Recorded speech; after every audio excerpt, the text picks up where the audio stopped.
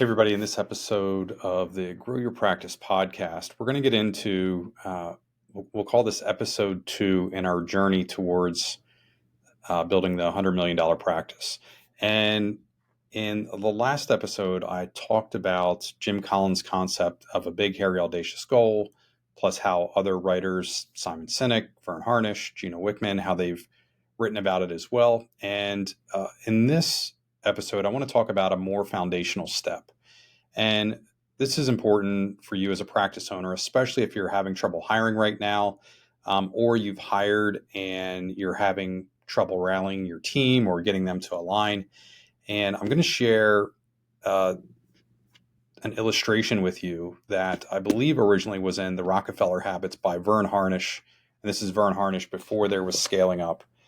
But yeah, let me find this. So if you're listening to this only, I'll do my best to explain what is on the screen right now. So we have this idea called the planning pyramid, and this is an amended version. There's a lot going on this screen, but I'll try to talk you through this. So let's look at the bottom, the pyramid in the center of the screen, the planning pyramid. So again, this was originally in Rockefeller Habits, kind of fell out of the more recent editions of Rockefeller Habits. I wouldn't go out and buy that book. I would just get Scaling Up. Many of the concepts that we're going to talk about here became Vern's one-page strategic plan that he highlights in Scaling Up. But there's a huge overlap, huge parallel, and with very few changes. At the top of this, and I got this from our business coaches that we worked with for, I'm going to guess, 5 to 7 years, Wayne Ferrari and Rich Manders, and you'll hear me talk about them a lot. But they amended this and then put on top of the pyramid, which is basically 2 ovals that are balanced, and on the right side is productivity. So this is really, our metrics, our business math side of things. Then over on the left, we have reputation, and it's our reputation with our employees, our team members, our customers, our shareholders. And what I've talked about repeatedly is most of us as clinicians, the way that we're wired, we tend to want to help people, right? That's why we became a clinician, and we're very oriented over to the left. So with our employees, if you've ever given, desperate raises just to keep somebody, or, if you've ever not taken a paycheck but give your employees bonuses, or with your customers, you've wanted to waive a copay or wanted to give them free cash-based services, laser, shockwave, HBot, run DNA, NewFit, etc. So we want to keep the peace, right? But that creates some issues. So we'll talk about that more in the future. What I want to focus on today is, if you look at the pyramid, at the base of the pyramid, there is one step before there's this big, hairy, audacious goal. So, and the full string is core values is at the very foundation. So core values last forever. And it really dictates what we should be doing, right? Who we should hire. And we must be willing to die on the stake for that. We must be willing to eliminate a team member if they're not in alignment with our core values. They should be guiding who we're hiring, and how, what our team is doing. And I will say this: it's easier to find the core values than it is to go out and create them in people. So, if, for example, if we're interviewing for a physical therapist and somebody has demonstrated the core values, but they don't have the manual skills yet, a pretty good chance we can teach them the manual skills. If the opposite situation happens where somebody doesn't have the core values, and I'll share what we have as a company here in a minute. But if somebody doesn't have our core values and they're not in alignment with who we are, and they have amazing clinical technical skill, I've never seen it happen. We can't change that person and who they are, right? So I'm not a behavioral psychologist, although every once in a while I play one at home as a dad. But you get the idea. You're not going to change core values. Next level up is that big, hairy, audacious goal. That is the life of the leader, that 10 to 25 years, maybe 30 years. And then that really defines why we exist, right? Why, and going back to Simon Sinek's, start with why. The BHAG is your reason why. Up above that, we have the targets. So this is the 3HAG. This is 3-year, highly achievable goal. And it really determines where we're going. So 3 years out is a fairly long cycle, right, with respect to what we're doing next week. But at the same time, it should represent a significant step towards our BHAG.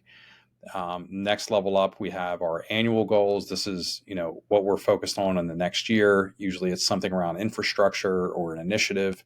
Up above that, we have action steps, which are, what are we doing each quarter to take one step closer to our BHAG.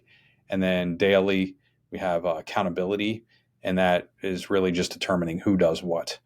So that's the pyramid, the planning pyramid.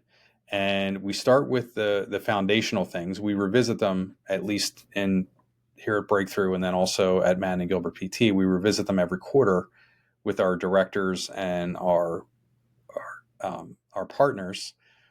But very little change happens with our core values and our big, hairy, audacious goal.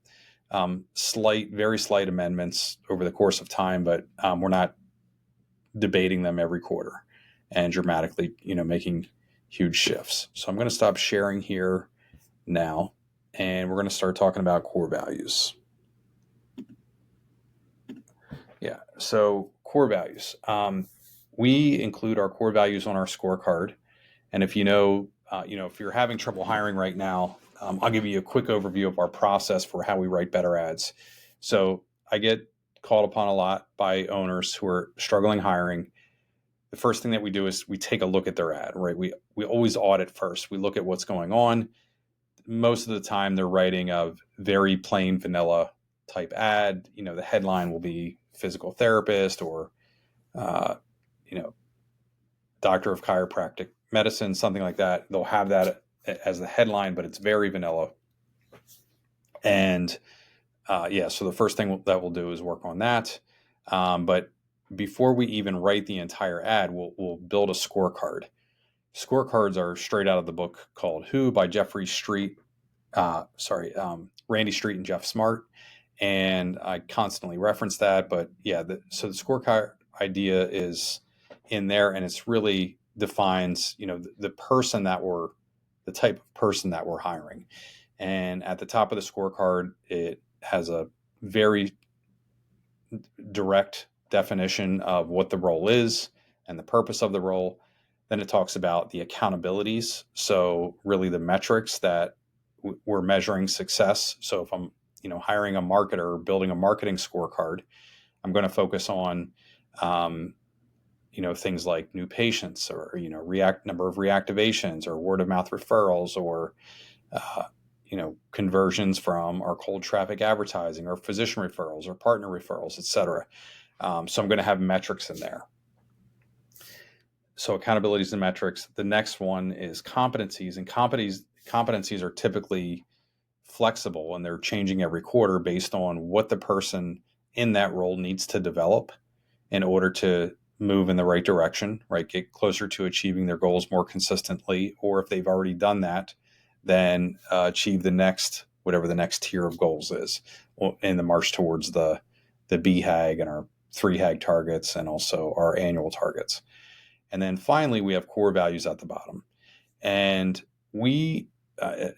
and I'm going to tell you how we develop our core values, but your core values, again, last forever. The challenge that typically, if I'm talking with an owner and they've never built a scorecard, they haven't really thought about their core values, like they've never really defined who we are. They're really just thinking about checking the box of, okay, I need 3 licenses and we have 3 licenses, check, right? They're not thinking through, does this person fit the company culture that I'm building? So what typically gets in the way, especially if we're in a desperate situation. I don't, know the exact industry you're in, but for example, we're in physical therapy as a private practice, and the shortfall of licensed practitioners who are graduating each year annually is 16,000. So that's from 2025 to 2030. There's a projected shortfall of therapists of 16,000 per year. And that can put us in a desperate situation where we're going to violate our core values. I've never had it work well.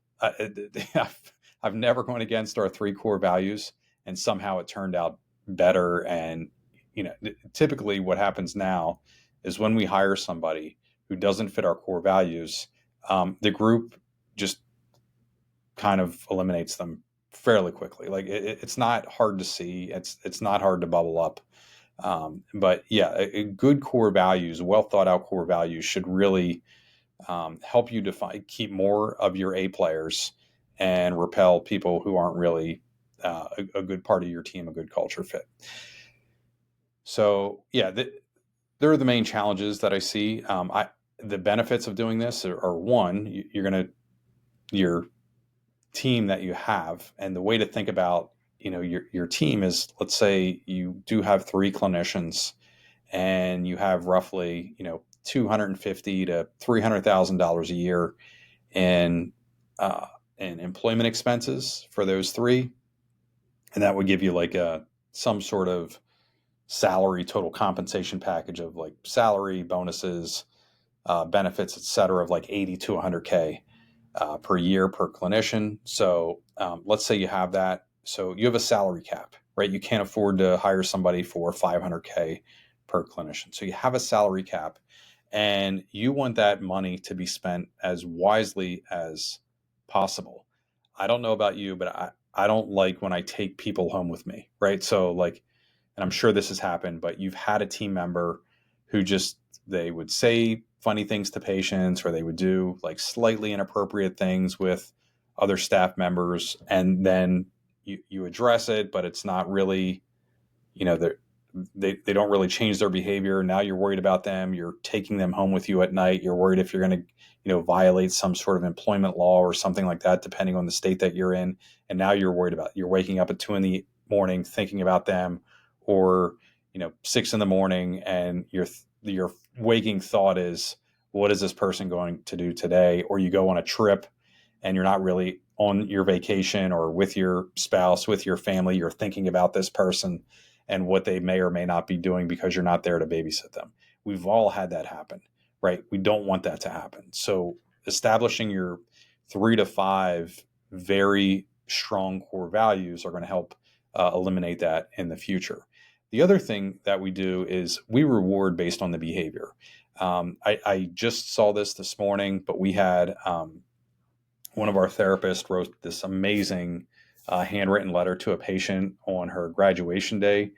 And so this was a complex case. I think it was 7-month rehab, but the therapist went like above and beyond. And we're going to talk about, what core value that is and why that's a really big deal. And, in our weekly staff meetings, and I mean, this was shared company communication with 100 other team members. We're going to make a big deal out of what this therapist did for going above and beyond to celebrate the patient and the journey that the patient went through. It was super cool. So we we open all of our weekly meetings with this, our quarterly meetings, monthly meetings, annual meetings, etc., with our core values. We revisit them, and I don't think we've changed them in over 5 years now. So they're pretty solid. So let's talk about how to develop them. A few years ago, somebody told me to read Top Grading, which was by, I believe it was Jeff Smart's father.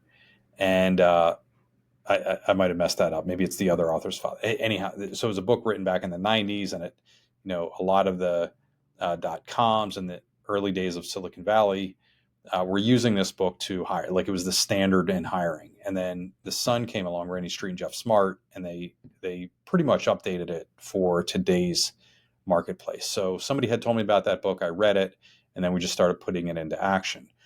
Well, how do you establish core values? What I did is at least for us, is I went to our best clinicians. And remember, if you remember from last episode, I talked about our big, hairy, audacious goal of being the number one provider for physical therapy services in central Pennsylvania as measured by graduated patients, right? So we keep track of that. We look at monthly metrics and we can see what percentage of patients graduated for each individual clinician. And we have a 100% club, right? So we can look at, and we know that if a clinician is graduating 100% or near that, let's say, 85, 90, 95%, that everything else is, the business math is going to be there. Obviously they're taking care of their relationships with their patients and typically their team members as well. So we have a very good situation. And what we did years ago is I sat down with our highest performing clinicians in terms of graduation rate, and I went through a survey, asked them some questions. The one thing that came up, and I didn't say, what should our core values be? I was asking and looking at how they operate day to day. So we had some fairly deep questions in there. And the one thing that came out was, what do you do if you're working with a patient and they're not getting better? And I had 3 or 4 of our best therapists in a row say, when that happens, and I had them go back and recall a specific patient. So, I was working with, say Mary, and Mary wasn't getting better, and she was 2 or 3 weeks in, and here's what I ended up doing. Called her doctor, got her back in to see the doctor. They did, ordered some scans, and she ended up having, bone tumor in one instance. And I was like, oh, how did that make you feel? And so 4 in a row said, I was nauseous, or it made me sick to my stomach, that I had missed what Mary had going on in her hip. And, that I had missed a red flag. And, so again, and when I heard that 3 or 4 times in a row, I was like, wow, this really defines who we are. And what those clinicians didn't know at the time is I had the same thing. And so, early in my private practice career, and I remember I was doing, really what I learned at Misericordia and what I had learned in some early McKenzie courses. And I was super frustrated with missing SI joint. And then I went and took some courses on the SI joint and then started treating that. And then many of those people got better. But I remember the people that were frustrated, that were going through treatment saying, I'm not sure if I'm better or not, or the people that actually got worse. That really bothered me. And, it's 25 years later, and I can still remember a handful of those people that I was working with that I just feel like I missed the differential diagnosis. I didn't get the right root cause, et cetera. So what we call that is insistence on patient outcomes. So we look for that. Even in students, we'll say, give me your most challenging patient. What happened? How did you respond? And then how did that make you feel? And we're looking for something, right? And so we look for that. So the first one is insistence on outcomes. If we're hiring a non-clinician, a marketer, receptionist, front desk, patient care coordinator, somebody working in billing, then what we look for there is grit, the persistence. Are they going to see it through a challenging task when there's a hurdle? So, and again, we go through an interview process there as well. By the way, I do have a cheat sheet. I'll try to put a link in the show notes here for you, and you're more than welcome to use the cheat sheet. I got it right out of the Randy Street Jeff Smart book, and then there's some bonus questions in there. They're called ocean questions that we mix in during the who interview. There's 5 interviews outlined in the book: screening interview, who interview, focus interview, working interview, and then reference check. And so during the who interview, which is a 3-hour interview, we mix in these ocean questions. And I think they're also referred to as the big 5, but they're the only empirical evidence-based questions, around a personality type. And ocean is an acronym. It stands for something. Off the top of my head, forget what it is. I remember the N stands for neuroticism. O is for openness. But you get the idea. But I'll share that. You can get that in the show notes. The next core value number 2 that we go through, that we look for in candidates is, so we have insistence on outcomes. The second one is beginner's mind. And this is really a humble learner. This is somebody who is swimming upstream. So we'll ask questions, and you can see this in the doc that I'm sharing with you. But you can see we're looking for, what do you read? So outside of, if this is a new grad outside of school, what else are you into? So it could be things like gardening or hiking, or we just had a candidate come through who was a runner. And they were into training for a marathon, and we'll ask them, well, how do you learn about that? Do you talk with other people? Are you using Chat GPT or Google Gemini Deep Research? Did you read a book? Are you listening to a podcast? How are you learning? And we're looking for somebody that swims upstream. And here's why that's important. We went through a round of hires, maybe, I don't know, 15, 20 years ago, where we were hiring team members who were, I'll do anything, just tell me what to do, right? Like, it was that type of team member. And it was really what they were saying is, feed me, right? Like, feed me information. I'm not resourceful. I'm not going to go find it myself, but I want you to feed me. And that is quite draining to work with. So we want somebody that, when they encounter challenges, that they're going to swim upstream. Now, maybe they ask, hey, this is what I found in the research. What do you think about this? Right. But we're looking for somebody who has a steady stream of learning. They're going to be a lifetime learner, and they're not. So humble learner means they're not saying, I already know it. I got my degree. I have my license. I already know everything there is to know. Yep, I already know it. And whatever idea you bring, or whatever idea that is crossing their plate, they already know it. Right. That's not a good team member for us in any way. And that's for all positions, even our techs. We'll go through that. Are they somebody that craves, more information, more learning? They're trying to understand how the world works. That is music to our ears, and that's somebody that we want to work with.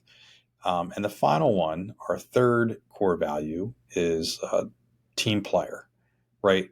And the idea behind it is this: we've all worked with somebody who kind of brought us down. We, dreaded working with the term is, and I'm very hesitant to say this, but suck, right? Like, they suck the energy out of us or out of the room. And you can just tell, it's Debbie Downer when they walk through the room. It's never a good day. Typically there's some gossip involved, or maybe they're bringing quite a bit of drama to the table, and, some emotional challenges as well. And they're just going to tell the world how they're suffering. We're not looking for that. And what we are looking for is somebody who lifts others up, and, could be in their tone, are they genuinely, we're not looking for cheerleaders necessarily, right? But there's somebody who has a relatable tone, and they make the other people that are working with them better, right? And again, once you're likely thinking of somebody in both scenarios, right? Both ends of the bell curve. You probably worked with somebody that wasn't great to work with. You probably have worked with somebody that you would love to work with them again, or maybe you already are working with them again, right? So we've had both, and we're looking for somebody who is that team player. And just so you know, when you look at that sheet, there's one question on there that I really like, and it helps me understand where the person is at. And the question is, how would you calm someone down who is upset? So yes, we're looking for empathy, but when you see that sheet, the question, for the ocean questions, it's a question for neuroticism, or another way to think about that is narcissism, right? So and what will happen when you ask that question in the interview, how would you calm someone down who's upset, is they will not be able to identify. So they'll talk in generalities, or they will reverse roles. and they'll tell you about a time when they were upset, and somebody else calmed them down. And once you see it one time, it is a wild ride to go through that. It almost seems unbelievable that, somebody could have a 120 plus IQ, have a degree, have a license, and they can't think through how they would calm somebody down who was upset. Now, this is a person that's about to go on your treatment floor into your exam rooms and see patients on behalf of your company, on behalf of your organization, and they can't process how they would calm somebody down.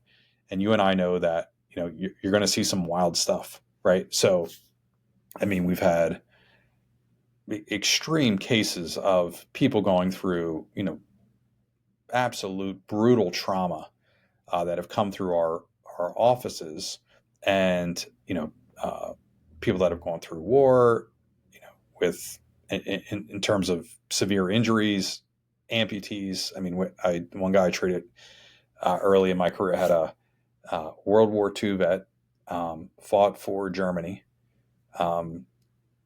pretty wild, and went through reenactments and everything. He was honestly as nice of a guy as you can imagine, and super cool. Not even sure if he's still living or not. I highly doubt it, but had shrapnel, was missing multiple digits. Had multiple pieces, and basically he was recruited from a very young age, and I think he ran tanks or something like that. But yeah, saw action at the end of the war and was shot repeatedly, and then ultimately was able to get refuge in the U.S. and had lived here for 50, 60, 70 years. And pretty wild. But we're going to run into that. And if we can't, as a we don't want to bring somebody on board who can't be empathetic, understand another person's point of view, and they only see their own point of view. That person doesn't belong on our team. So there are 3 core values. Insistence on outcomes, or grit. We have beginner's mind, or humble lifelong learner. And then the final one is team player. And again, just to give you a quick recap, in looking at that planning pyramid, we have some foundational things that are going to determine long-term who we are and where we're going. And they're, again, our core values at the very foundation of the planning pyramid, and then the next level up. And really, those core values should never change, or only maybe we're changing wording or something like that, but they should really define who we are, and they should outlast you. So if you're looking to build a legacy practice that outlives you, or at least outlives your career, make sure you have core values, but they should dictate just about everything that you do in business in terms of hiring, promotion, firing, recognition, acknowledgement, et cetera, for your team. And then up above that, we have that big, hairy, audacious goal that we covered in the last episode.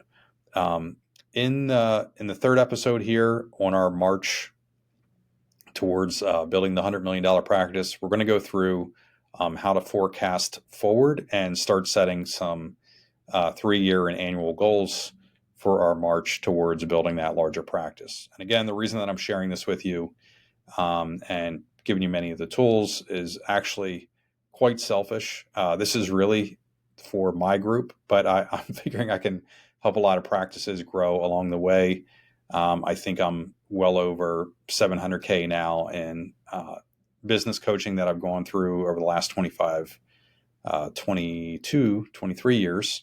Although I guess I did have some coaching straight out of school. So nonetheless, I want to share that with you. The hope is that you can grow your practice. You can leave a bigger impact in your area, helping more people get back to normal naturally without the unnecessary use of medications, injections, surgery, diagnostic imaging.